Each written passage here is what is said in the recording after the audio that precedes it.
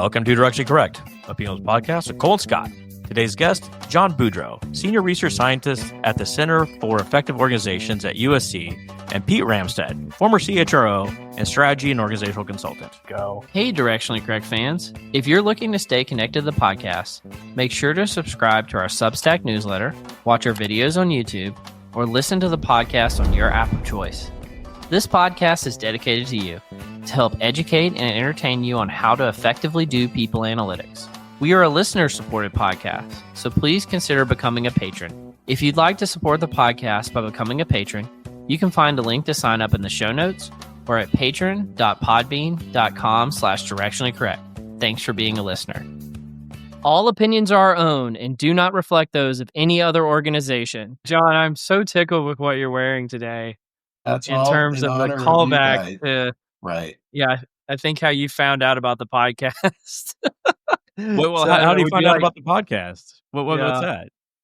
Well, maybe I'll tee up the story and then John can kind of take it from there. But I can't remember whose episode it was. But at one point I was talking about, because in my mind, I see a person like John Boudreau as like a famous person. Like in my world, John is famous. And so I'd seen him speak at a conference and he was wearing like a cowboy jacket is what I felt like. And we talked about on the podcast.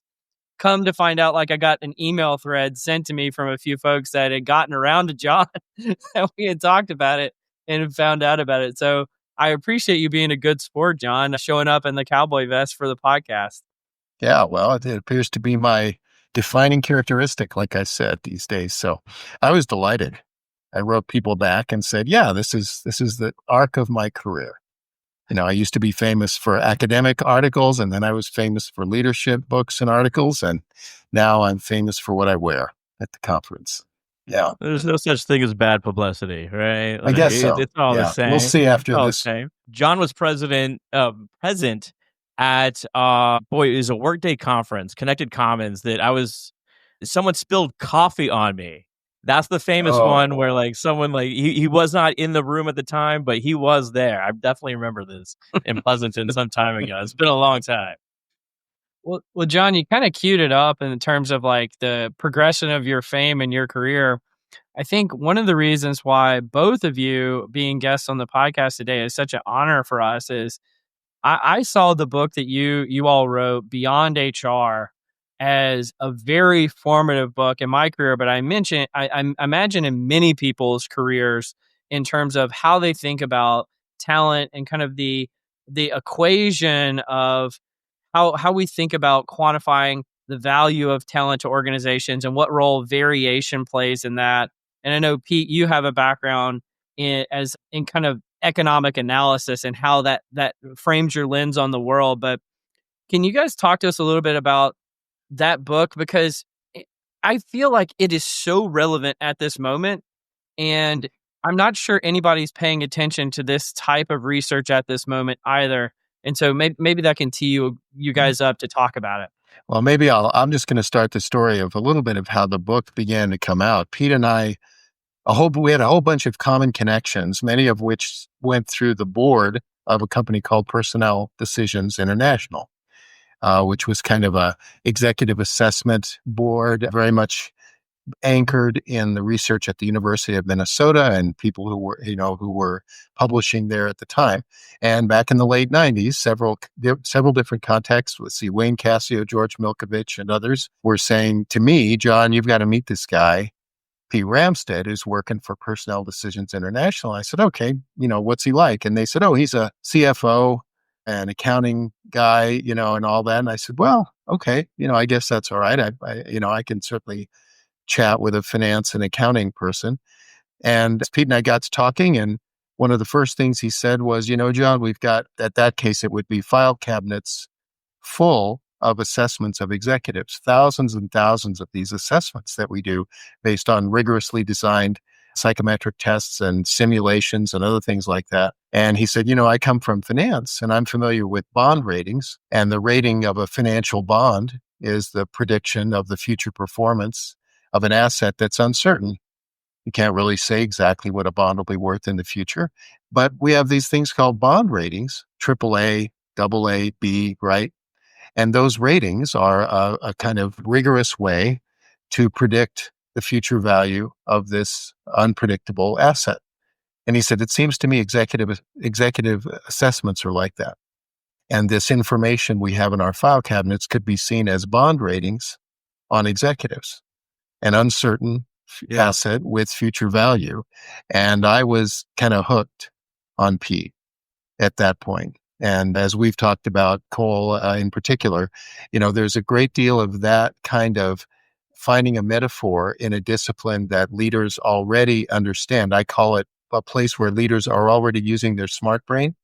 So if you get them started thinking about financial assets, they lock into a financial set of decision models, a financial set of mental models. Those are pretty rigorous. They've learned them. They're held accountable for using them well. And so when they think about money, they've kind of been expected and trained to think about money in a certain rigorous way based on principles that come to them from this finance discipline. And so one of the tricks I've often tried to use is to find a metaphor like that, get executives into their smart brain, and then talk to them about something like executive assessment. And you can do it for all kinds of things in HR, performance management, rewards. Right now, there's a great deal of discussion about what do we do under uncertainty? And there's plenty of tools from the finance world about how you hedge and how you create a portfolio that has a certain payoff under many, many different future scenarios, even though you can't predict any one of them.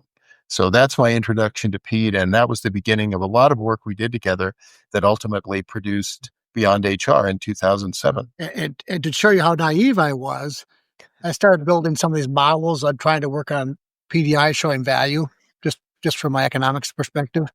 And one of the IL psychologists, one of the dozens and dozens of well-trained IL psychologists we had at PDI, goes, "Oh, you're going down into the utility trap. You're going into the utility rabbit hole." And he said, "You ought to read these papers by Wayne Cassio." I go, "Oh, I know Wayne. He's on the board. What does he do?" I had no idea. I knew Wayne personally. I'd interacted with him several times as a board member at that time of the subsidiary PDRI, but I had no idea. And so the whole introduction to utility analysis and the integration of the IO world at that time with the economic world was kind of my through the lens of being at PDI. I happened to be a graduate student in accounting theory at that time. And so I just happened to be studying the theory of economics and accounting, and by happenstance immersed in an IO psychology firm, thinking it was going to be a temporary job for 2 years while I went to graduate school. They were a client of mine from my CPA firm days. That's how I knew them. That's how they knew me. Anyway, and I ended up spending 16 years at PDI. It really had a really tremendous experience with a lot of really, really smart people inside and outside of PDI. It feels like the world's changing so quickly that like these sort of things are even more important, like trying to derive the value of a specific employee, a specific job functions, this sort of stuff. Like how has like the recent advent of like, say, like Gen AI or like the oncoming of Gen AI going to impact these sort of assessments on like how we select people and what we value? Yeah, let me just take my crack at it, because here's what I'm excited about, and here's what I'm worried about. Okay, and the other thing is I like to look at historical analogies. Okay, and I'm not sure we're well enough organized to take advantage of AI well. And I would say that in the 70s, we weren't well enough organized to take advantage of the new enterprise software systems that were coming through. So, all of a sudden, HR and finance got great software tools in the 70s and 80s. The difference was finance had been doing consolidations and financial reporting and stuff for 50 years. So they had well-honed practices they could automate. And the joke I say is that all of a sudden HR starts brainstorming turnover codes. because they got to code turnover. They didn't ever code turnover before. And one of the problems we have is that we try to do this is something I feel really strongly about. I want to differentiate some of the work that John and I do. We kind of link too much to the accounting rather than the essence of the economics behind the accounting. Trying to apply accounting measures to HR will not work well at all. I can just tell you 1,000 ways that it goes wrong. But if you distill the theory behind why the accounting's that way, then you get down to the raw elements that give you a lot of insight into how HR can do a better job. Well, like what are we talking about there? Like what are we talking about? I'll give you an example. I mean, I hear people say, "Oh, people are our most important asset. If only people were on the balance sheet." Well, yeah. The essence of strategy is to be as balance sheet light as possible. So people are on the balance sheet. Nobody wants plants on their balance sheet. Nobody wants inventory. I mean, economic value is driven by driving down the value of your assets on the balance sheet. And most economic and most balance sheet restructurings are reducing assets. And people want to be asset-light companies. So it sounds great. Is that any better than being a liability, though, which is, I think, what they are right now?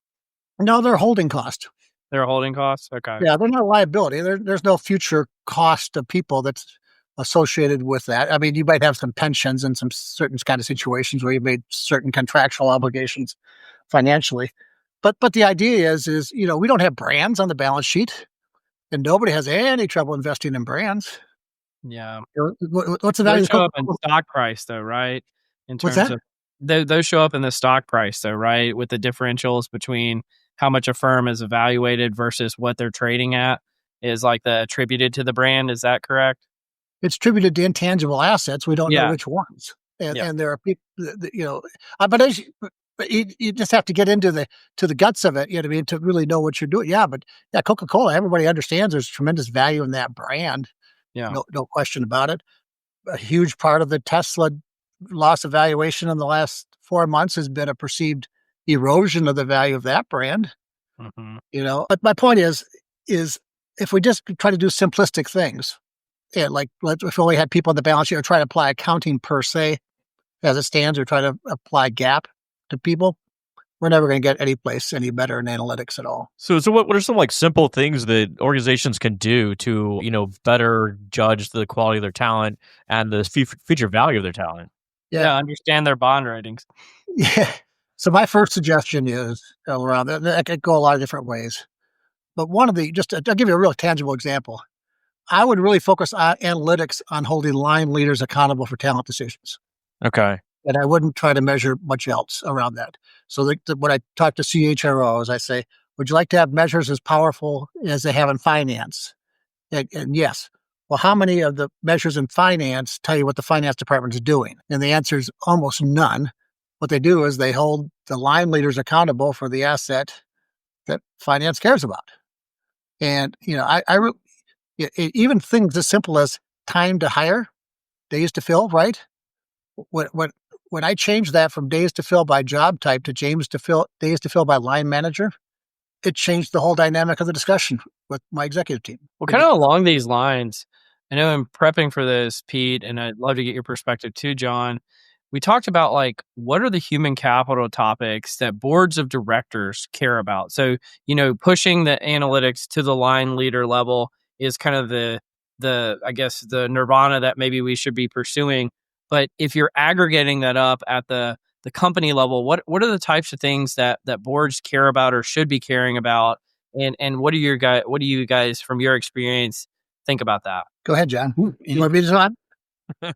That's it? Well, I think I'll just give my quick example is that I think boards, particularly since COVID, were directed in much greater attention to people and work, and we might even say an HR. And I think you saw an elevation of attention to the HR leader during COVID. That continued with the George Floyd incident and all the kind of flurry of attention that came beyond that. And so you really saw with boards an elevation of attention to this thing called HR. Not that they weren't there before, but I think it really brought HR leaders, CHROs, et cetera, into the attention of boards. And that's kind of produced these days various calls for scorecards or dashboards that boards would find useful. And a sense that those may be different than the scorecards or dashboards that HR might be using, or even that we might use with line leaders. I think for me, I don't know that we have a very well-developed answer, honestly.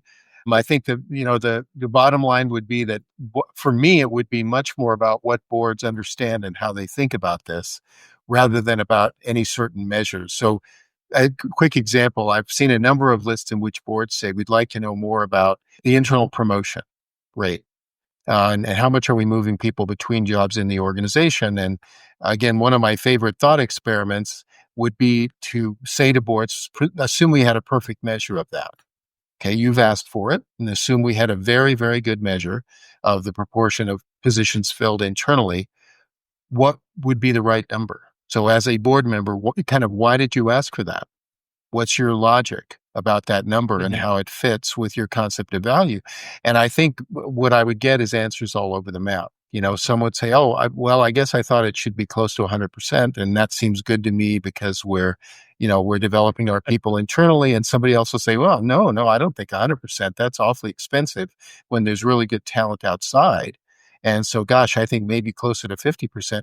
And I don't think either of those is really going to be a right answer, but it would tee up the idea that, well, to really answer that question, we're going to have to dig in to how internal movement actually affects the value proposition.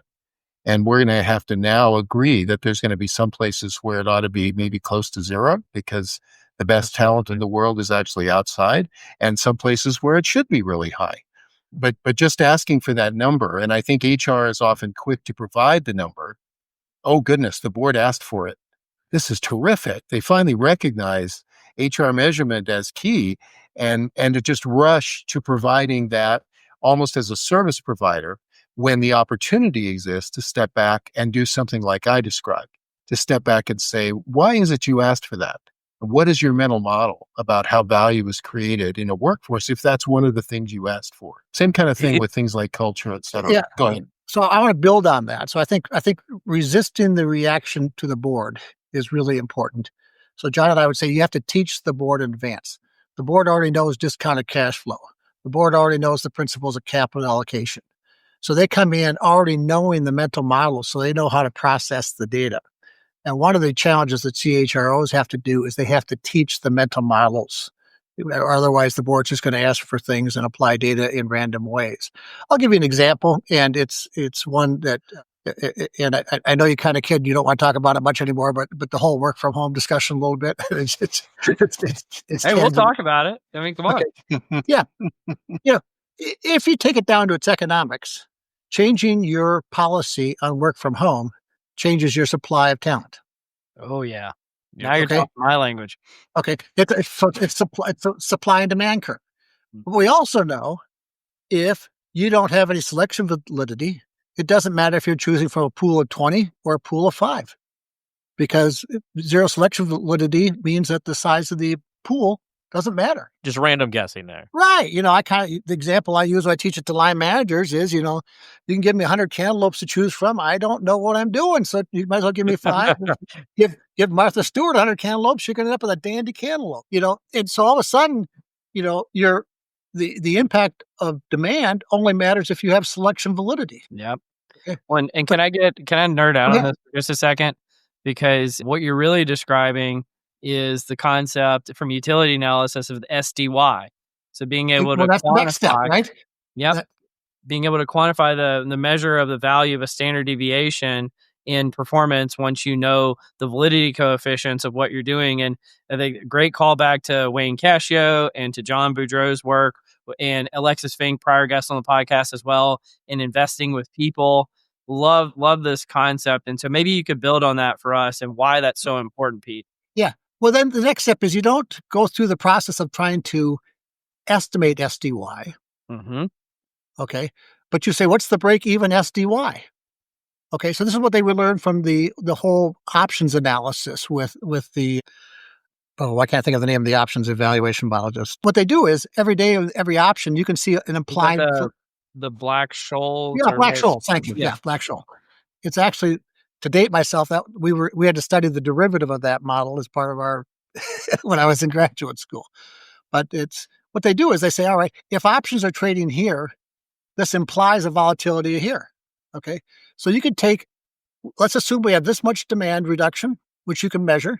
Assume we have this much validity, which you can estimate. Therefore, your break-even SDY on work from home is X. And if it's 200,000 or if it's 5,000, well, those result in different kinds of decisions. And John and I further recommended that to refine those kind of models, why not run experiments in your company? You talked on some of your podcasts about A/B and stuff like that. Maybe different divisions have different kinds of dynamics. But the idea is to put a decision model in front of it. And by the way, that's where bond ratings really became valuable. They were interesting. All of a sudden, then we had capital asset pricing models that made them really powerful. It's the decision models that make the information powerful. Yeah. And we try to get so much data out there, we don't spend enough time working the decision models to a level where a board or a line manager, et cetera, can understand. Surely you can shift those sort of metrics too by just like throwing a bunch of money at people as well. Like you may not want to come to the office 5 days a week, but if you throw enough money at people, you change your selection pool, but that's going to cost you, of course. That's another way to affect supply and demand, right? Yeah. That's one of the ways to affect supply and demand. And you may find you have a very nonlinear curve. I think we're seeing lots of signs of nonlinear curve. That there's a lot of benefit in giving people 2 days work from home. You know what I mean? Yeah. Those kinds of things. They do that in marketing all the time. They estimate utility curves. They estimate, and they run experiments. So they build the decision models and then populate them with data based on their own internal companies. So why isn't this used more often? Like, why don't companies use this? Like, if all the leaders are like, well adept with like MBAs and all this sort of stuff, they ostensibly think in this sort of manner, it's not regularly applied in HR. Well, why is that? Well, not taught for one. Yeah. Not Well, let me talk about that because when I originally reached out to John about this and we were talking about some of these topics, and in his infinite humility, he was like, "Cole, nobody cares about this stuff anymore. And we figured this all out, in the 90s or the early 2000s.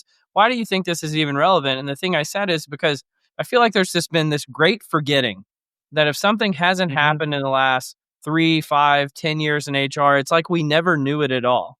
And so there was all this mass amount of knowledge that was gained. I don't know anybody who's doing utility analysis anymore, or that would even know to do it. It's not just that they don't do it; it's like that they would even know to do it. So I would love you guys to talk about, just the power of variation and being able to quantify that, like how some of these ideas are very applicable, especially at this moment in time, and why it's so relevant to get over this great forgetting that we've had. So most people learn utility analysis as a way to cost justify the selection system they want to install. So if you're doing your benefit analysis to drive your agenda, that you want to justify your training programs, you want to justify your selection process, you want to justify HR investments, that's 90% of the people that even know utility analysis. That's the default that they come in terms of what they're trying to do with it. And even then, they don't do a good job of explaining it to people who don't understand it. So they're you're coming in already with a bias that the CFO doesn't understand the model, CFO doesn't want to spend on HR, and you're going to show them some formula they've never seen or understood before and expect them to make a decision with it.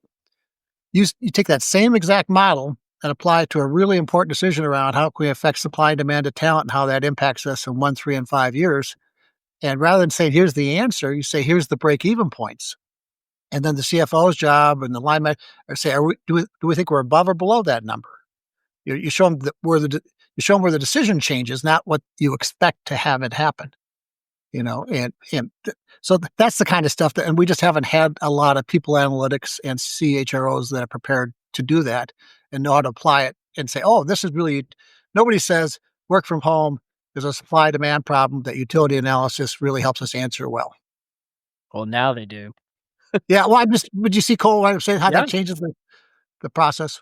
I totally understand it. John, I want to kick it to you here for a second. First of all, I think you've done really great work in this space, but also you have published some things more recently thinking of like work without jobs, right? And kind of what's going on there and the decomposition of work. And then I believe, and you can correct me if I'm wrong on this, I believe that came out slightly before generative AI kind of entered the picture. Yeah. Has that accelerated the trend? And can you speak to that at all in its relationship to how we even think about what constitutes work and who does work and all of that?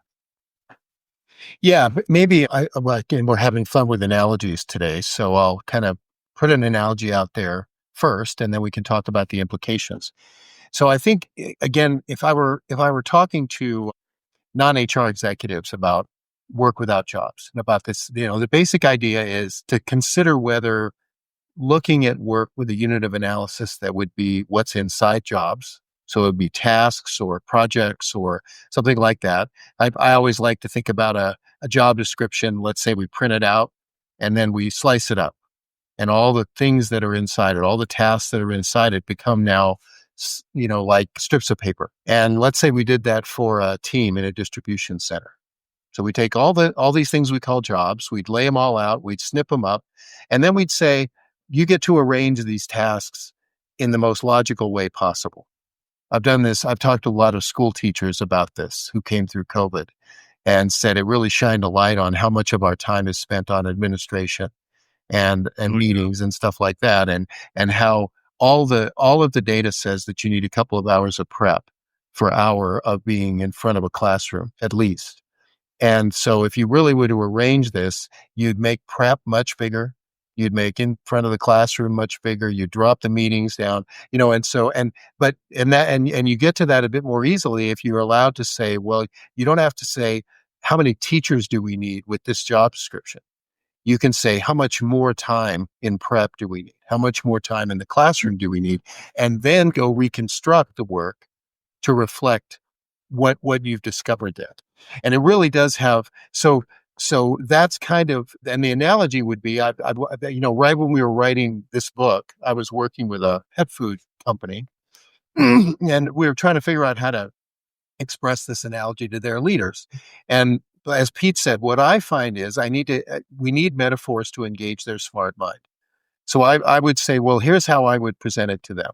Remember the days when you created pet food and the choices you had was how much bone to put in, how much meat to put in, and how much brain to put in. And with those units of analysis, you could mix up pet food. It was pretty blunt edged. And then someone looked inside each of those components and found the nutritional elements, the vitamins, et cetera, the amount of fiber.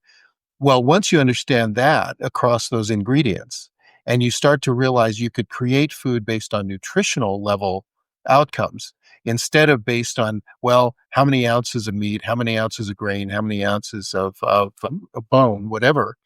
And then you have an entirely different way, an entirely more effective way of understanding what you're creating and the value you're creating in the pet food. So the fundamental thing, Cole and Scott, I guess, in the deconstruction of work is this idea that, again, it goes to mental models. If we allowed leaders, employees, and others to think about work in a way that what I like to think of is, if the job description is an ice cube, we allow it to melt and we allow those drops of water to refreeze in different ways. And even if you did the hypothetical idea of snipping up those job descriptions, there's often situations where that's going to offer leaders and employees freedom to talk about and to consider things that they wouldn't otherwise. Just like you see it in nursing.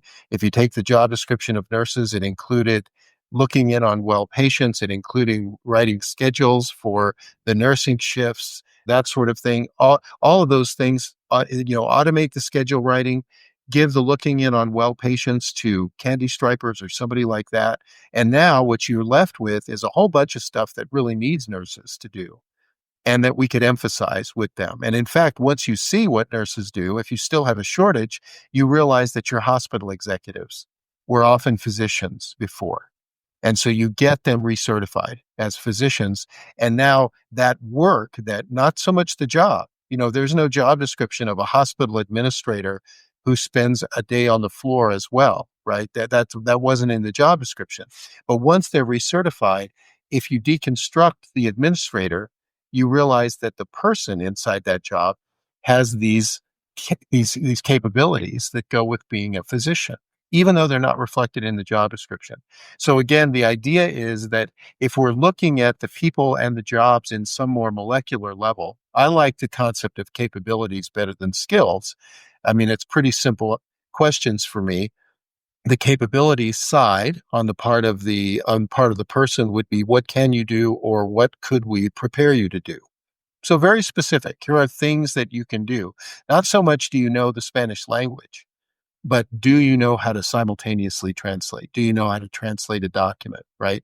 And the same thing on the work side is, what do we need done? Is a fairly straightforward question, and that would get us inside those job descriptions. And then I'll harken back and say, I think a lot of the psychological tools that have been applied to jobs, and I think, frankly, a lot of the confusion is that we weren't working at the molecular level of things that need to get done and things that get done. So if you think about the example Pete and I used of sweepers at Disney, right?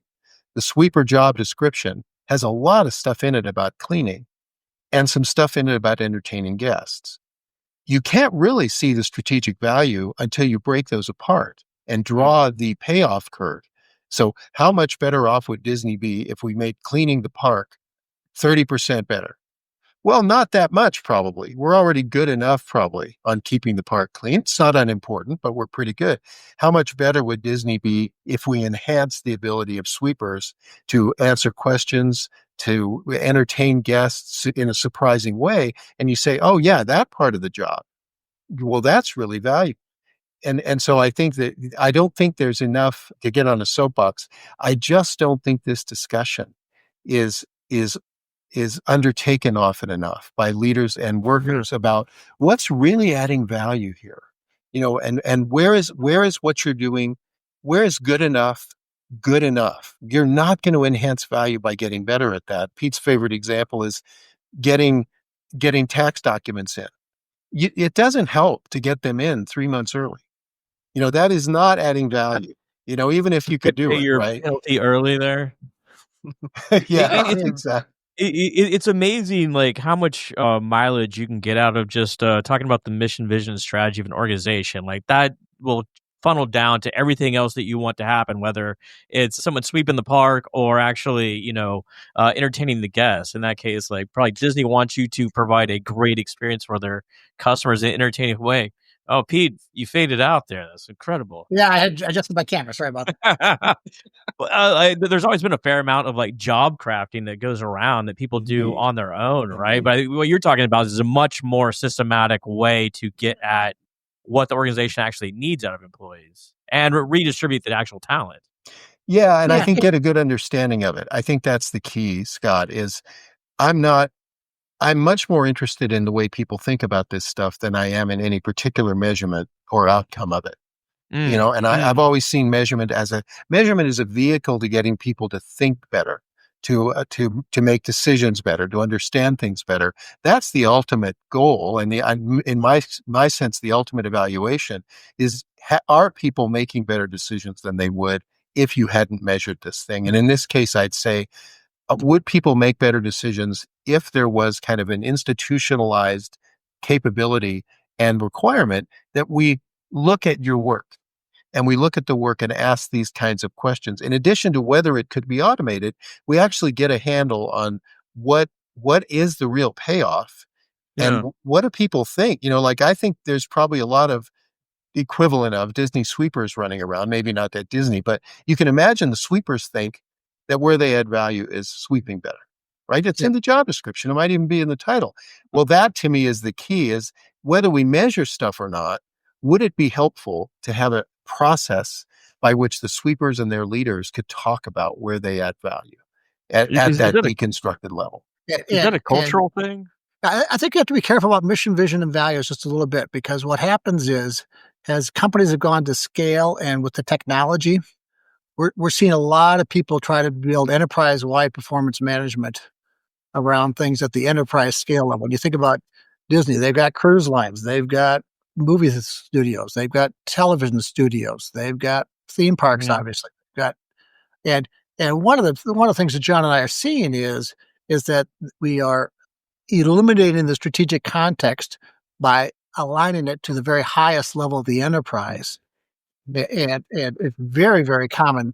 I think about my experience at Toro, where we had at that time 9 significant business units. Some were industry leaders, some were in growing industries, some were, third or fourth place in their industries, some were in margin challenge industries. And it was, the idea of having just one common set of mission, vision, and values, trying to align it. You can't be strategic if you're trying to do a one size fits all when you got 8 different business units in 8 different contexts.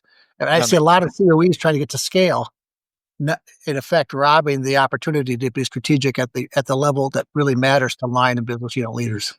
This is also where like Japanese companies will have like a 1-year plan, a 3-year plan, 5-year plan, a 500-year plan for how they're going to operate. Like obviously, like trying to project 500 years out isn't probably that accurate, but like it gives you some sort of like time horizons to think about, like what sort of skills you may need in the future, what you want to do in the future, and be able to adjust as different technologies come down the pipeline. Yeah. What I hear you guys saying is that airline pilots are the most critical role in any company that has airline pilots. That's my takeaway. I found in working as a CHRO that the concept of pivotal pools is hard to communicate. What works, though, it's the same concept, and it's to find the strategy pivot points and then talk about how close a job is to it. And so the idea, there's such a fairness issue around I'm pivotal and I'm not that gets in the way. But if you can identify the pivot points and then identify job proximity to it, you have a much better chance of being successful. That's the one thing that we've learned in the 20 plus years since we wrote the book is the concepts are right, but there's just some really slight nuances in how it gets implemented to make it effective. Yeah, Cole, you got served. What's up? Yeah. Taking my joke and educating me with it. I appreciate it. All right, let's do some confusion matrix. The confusion matrix. All right, we got 5 questions for everybody here. And if Cole likes your answer, he will provide you a social media tile that you can share with your friends and family.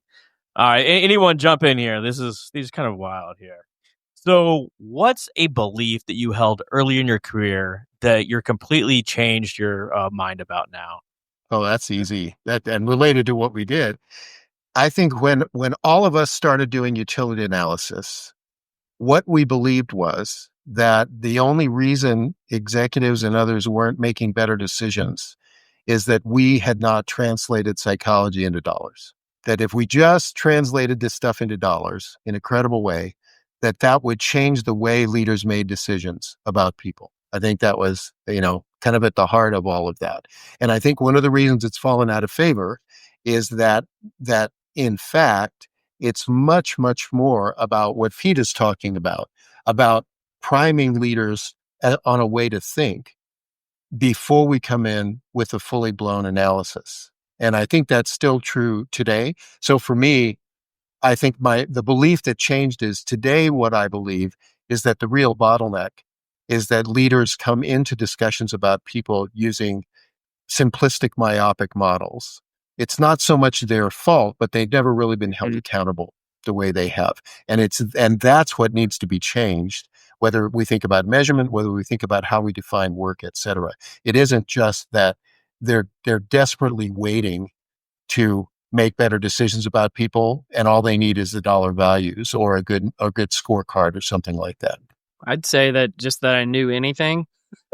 I actually knew stuff, and apparently, well, sure, yeah. I think the other one is, for me, I had a hypothesis that the HR profession was going to change much faster. If I go back and look at 40 years and look at the research that we did, a lot of the research I did with Ed Lawler, where we did a survey of HR leaders every 3 years or so, really hammered home the point to me that, in fact, the profession is often defined very traditionally. The bulk of HR work in organizations is very, very traditional and very hard to move out of that tradition. And I think of it as an iceberg of HR, right? If you think about all the HR people from the Tobys of the world in the office, or, whatever is your metaphor for that, and then up to the headline leaders that you feature on your program, right? The headline leaders are kind of the iceberg above the water, the futuristic stuff, influence, all that kind of thing. And the iceberg below the water is much, much bigger and tends to be pretty traditional, and it tends to be a difficult thing to move. That's why people think about HR. They think about Toby from The Office or someone out to get you, right? Yeah, and that really affects how people are prepared to hear ideas. I've been shocked. So I'm the same Pete, whether I'm the CFO or I'm the CHRO, and people react to me differently with a different title next to my name. And it isn't because I can't speak. I'm just as financially competent, as a CHRO as I was as a CFO. But the idea there's some real barriers to that reputation and that history. So one of the things John and I have talked about a lot about is just some of the experiences I've had being on both sides, dealing with exactly the same situation, and the halo of the department that I come from, just changing entirely the situation that I find myself in. Is the guy with the money bags versus the guy that can punish you, right? It's really interesting. Okay, let's say you have 1 month, no email, no responsibilities, no professional obligations. What are you doing? It's easy. I'm going to Lake of Woods, northern Minnesota. I'm going up to Angle Inlet. I'm going up to the Voyageurs National Park. I'm getting as far away from in northern Minnesota and away from everything as I possibly can. Doing some ice fishing? Yeah, I'm not a big ice fisher. I mean, there's too many. We lose at least a dozen or two people every year in Minnesota here. Funny thing, I have a friend of mine who lives on a big ice fishing lake, and she's a big extrovert. And she used to cross country ski and just go talk to the ice fishermen. And I said, Paula, do you realize how much these guys don't want to talk to anybody if they're sitting for out on a lake, just in a dark house? But she's saying they weren't very friendly. I go, yeah, so no, that's what I would do. What are you doing, John? Yeah, I suppose, I've kind of moved to my lake house in the equivalent of my lake house in Santa Fe, New Mexico. So yeah, I'm probably out on one of the many, many trails out here, trying to get a little closer to nature, or I may be in a museum somewhere, marveling at the nuances of an indigenous culture, while looking at baskets or pots, etc. How'd you two ever get together? Both of y'all just seem wanted to self-isolate out in the woods. Or maybe it was a historical trauma or something. But we self-isolated a lot when we were together. I mean, if you tried to look for Pete and me of an evening after we'd been running a workshop, what you would find is the pair of us walking sometimes for hours, just talking together in whatever city it was. We just head off, and before we knew it, a couple of hours would have been passed, and we'd have been self-isolated, in that way together. I'm going to guess Cole is going to go golfing. Is that right, Cole? I was just thinking, I would get so anxious. I would end the month with like 7 more projects that I was working on. Yeah.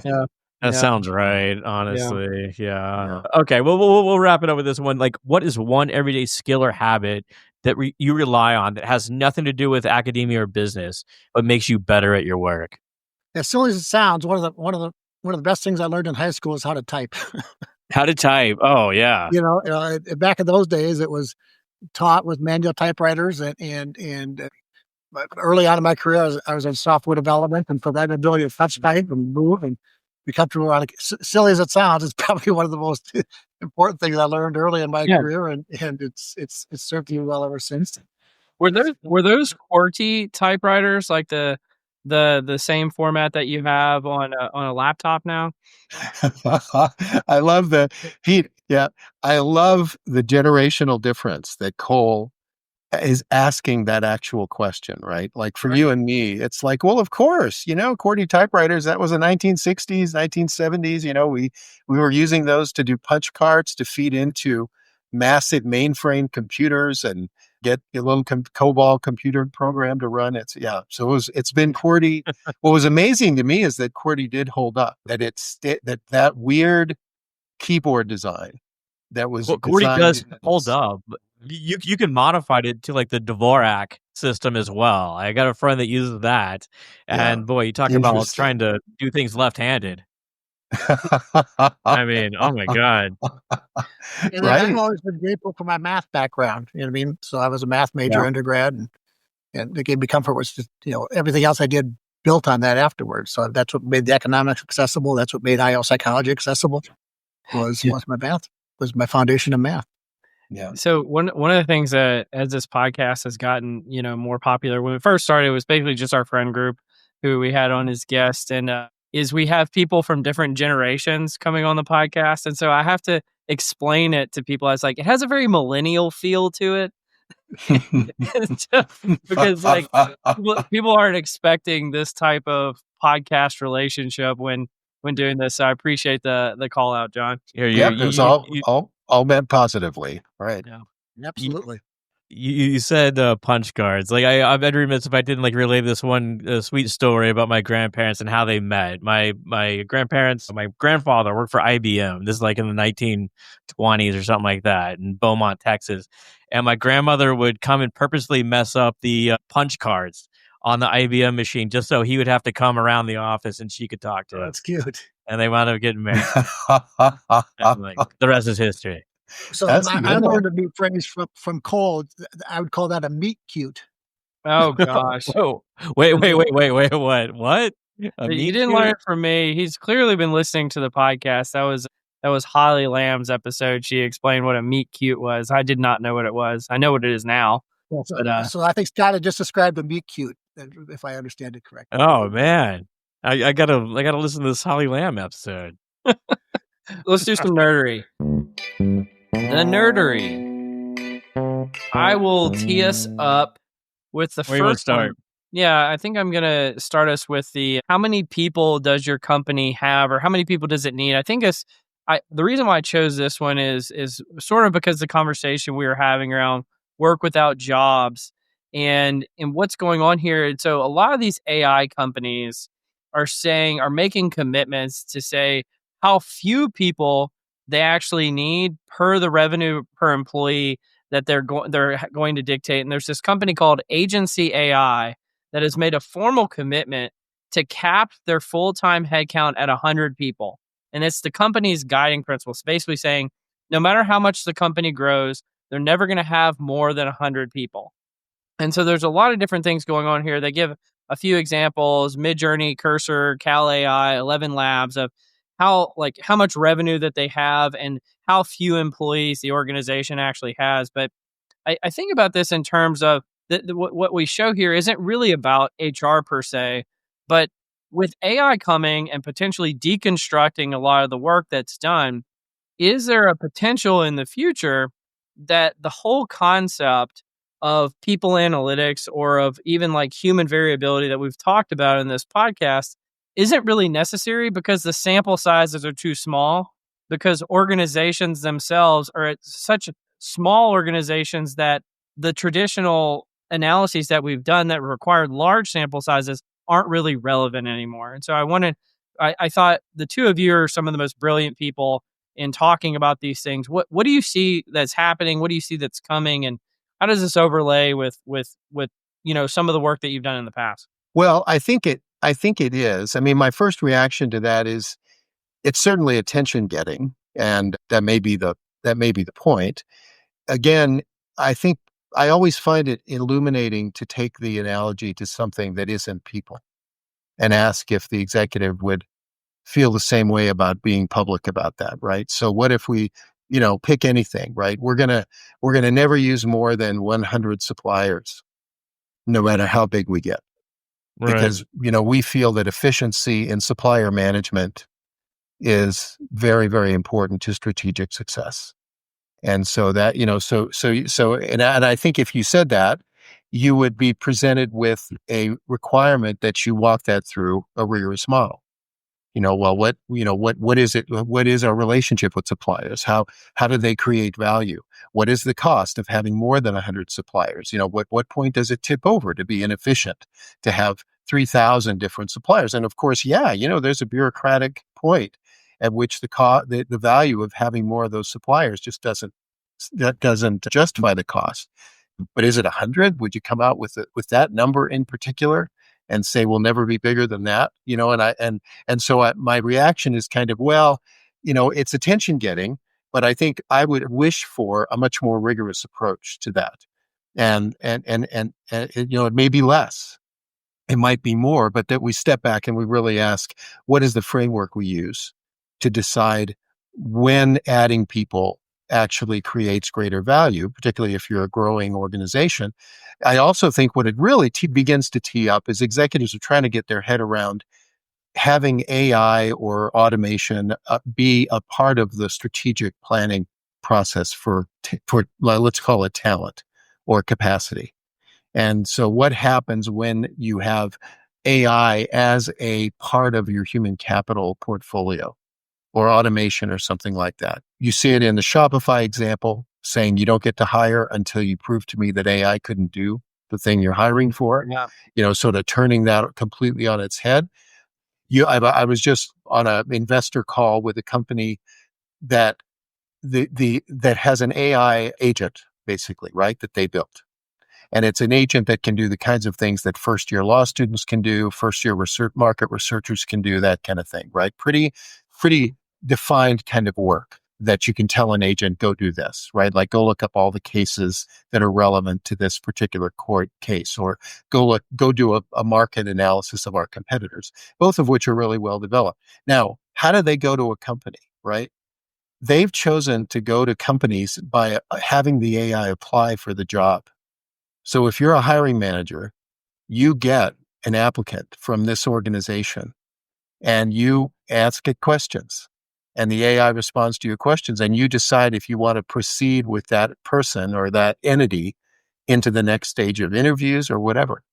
And at the end of the day, the organization recognizes this is an automated agent that answered the questions perfectly, and that seems pretty well suited to doing that kind of first year work. So I think part of what's going on here is, how are we going to think about AI, just to take an example of automation? And what if we thought about it as actually a part of what we might call the labor pool or the work pool? Yeah. How much of your planning is, go ahead, Scott. It's like just another node in the network, right? At that point. Yeah. Like, I wonder how much of it is like signaling as well. Like, we are a forward-thinking company, and the people that we do have here, you're highly valued because you're one of the 100. Yeah. Or whatever. Yeah. Yep. I'm not going to trust the AI agent has passed the Turing test until it starts complaining about applicant tracking systems and how hard it is to apply and how they have to update their resume every time. That's when we'll really know that they're good. Oy vey. Yeah. Yep. Lobbying for return to punch cards. I would love it if we found out this company only has like 10 employees. They're just like out here like shooting off the cuff here. Yeah. So my first reaction to that, there's really good economic theory about why certain industries have companies of certain size and other industries have companies don't have different size. And it has to do, just a simple example. Why do we only have 5 or 6 mega CPA firms and we have dozens and dozens of large law firms? And it has to do with structure of the industry and things like that. And I think AI will change the structure of industries without any doubt. But it's pretty easy not easy, but it's pretty straightforward to apply that knowledge that we already have and say, how will AI change the structure of companies within an industry on a number of factors? And there's some really good theory around that can be applied to what's the change now that we have AI. Yeah. Well, Scott, what do you want to hit us with next? Let's go to surprising combinations of research. Contents and contacts are related to impact. Like, I have very few articles these days that really get me going, but I read this and I thought it was absolutely amazing. So, like, think about those like really big ideas in science and technology. They really come to life when you have different worlds colliding. So this paper looks at essentially tens of millions of citations and patent data, and they use this hypergraph model. Scroll down a little bit, Cole. Like, there's a really cool visual down here. Yeah. So this hypergraph model essentially takes the content, so like the keywords of different citations and patents, it matches it up to the context. So it's like where it was actually published. And they were able to predict with 95% accuracy, like if something was going to be like a hit or not. So the research with the most outsized impact, so the most citations or, the highest cited patents, was strongly linked to unexpected combinations. Is most often when researchers published in one field about problems in another field. So I think about Pete here, like he's a finance guy applying it to the world of IO. A novelty is a strong indicator of future influence, but you can make an impact on either these areas, both in the like contents that you provide, like novel contents, or novel context separately. So it feels like it's hitting on 2 different areas.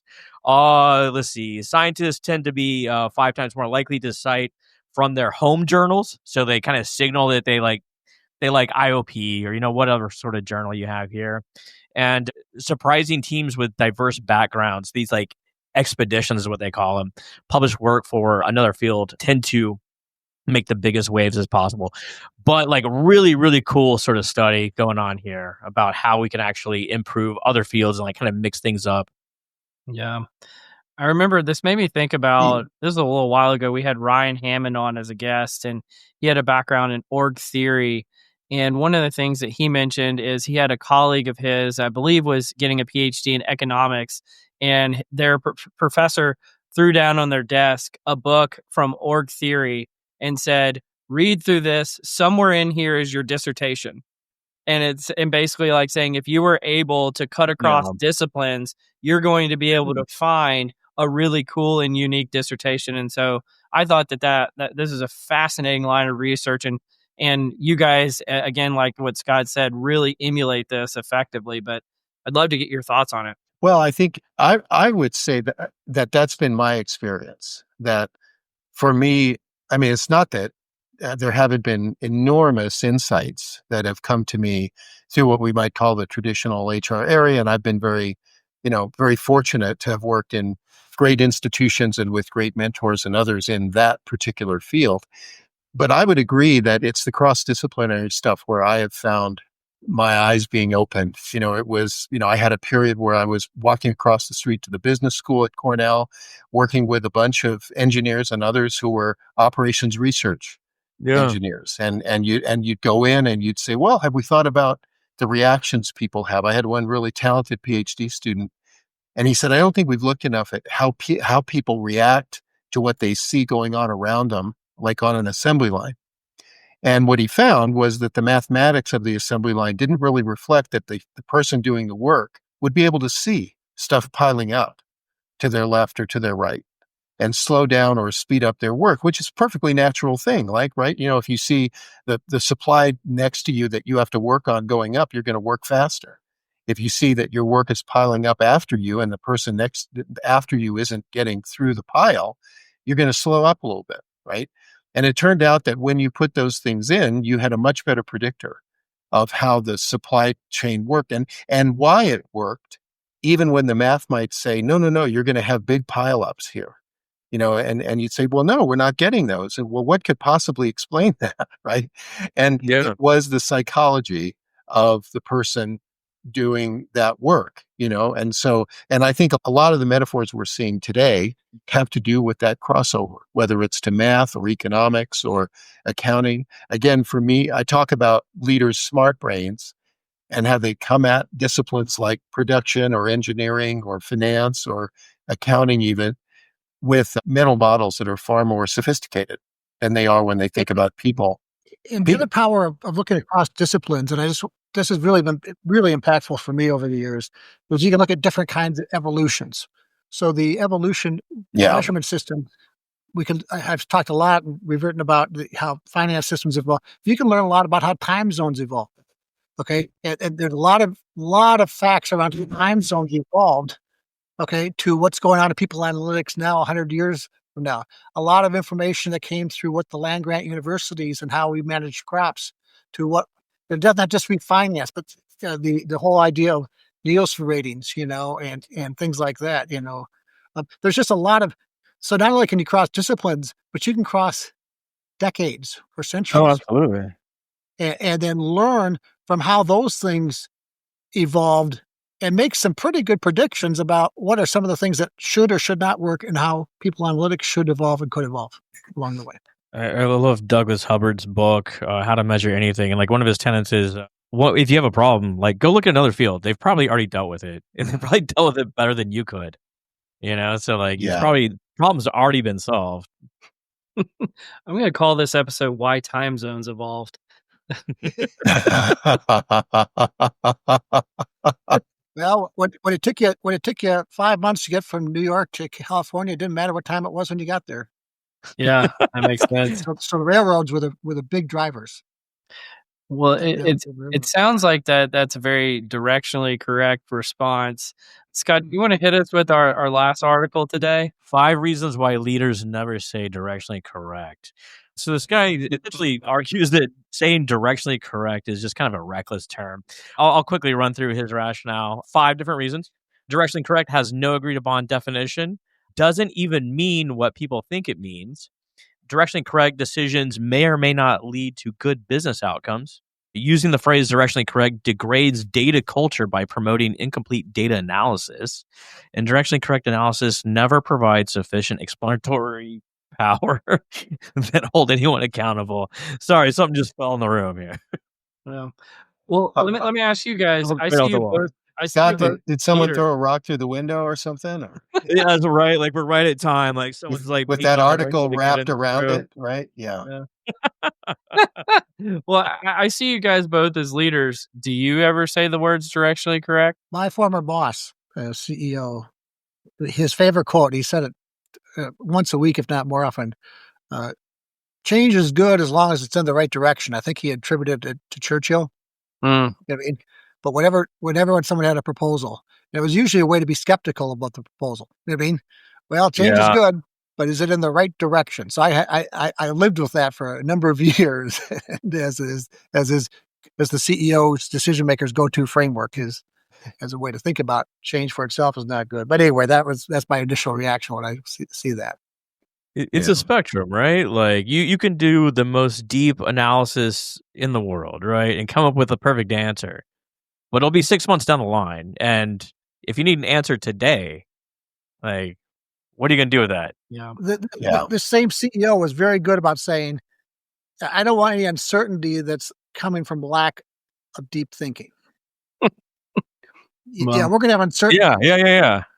But I do not want to accept uncertainty that results from his team not doing their homework. And I thought that was really insightful. That's a good phrase. I like that.